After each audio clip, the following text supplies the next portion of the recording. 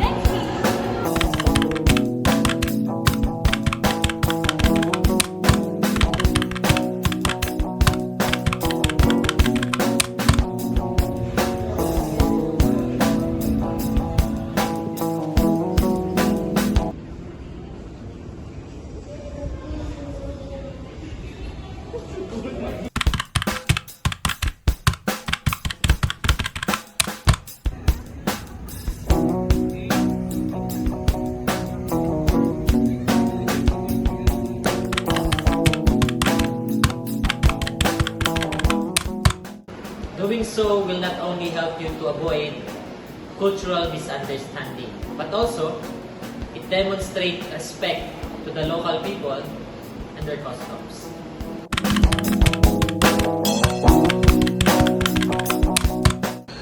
Remember to follow these do's and don'ts in visiting Switzerland and UAE. Thanks for watching. Until next time, take care.